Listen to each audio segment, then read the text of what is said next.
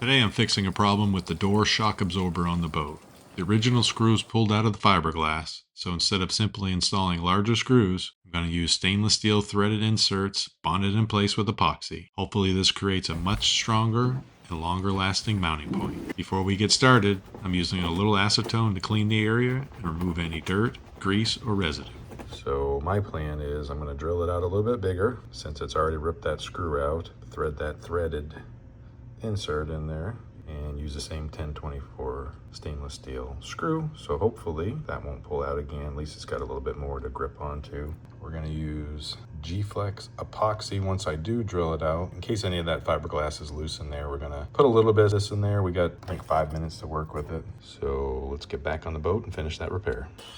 I'm taking my time here because I want the inserts to fit snugly without removing any more fiberglass than necessary.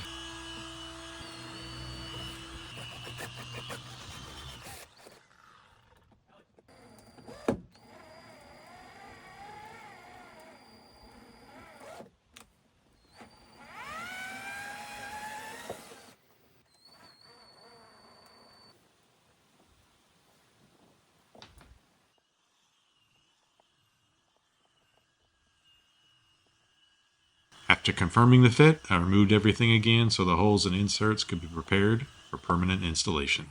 Now that I know that everything fits, I'm mixing a small batch of West System G-Flex epoxy. I only need enough for these 2 inserts, but it's important to measure and mix both components thoroughly according to the instructions.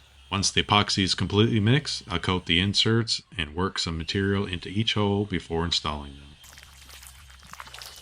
Before I installed the bracket for the last time, I taped around the repair area to protect the surrounding gel coat and make cleanup a little bit easier. I'm going to apply some 5200 sealant to help keep the bracket in place. By using the painter's tape around the bracket area, it makes applying this 5200 a lot easier and makes the final product a lot cleaner looking. While the epoxy was still workable, I positioned the mounting bracket over the inserts. Using the bracket during this step helps keep both the inserts properly spaced and aligned with all the original mounting location.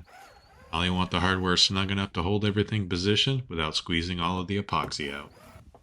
After allowing the epoxy to fully cure according to the manufacturer's instructions, I tighten the mounting hardware.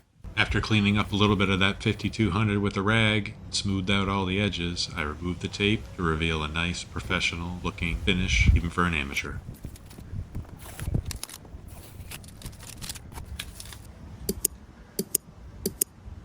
If you'd like to see the full step-by-step instructions, click the link in the video description below.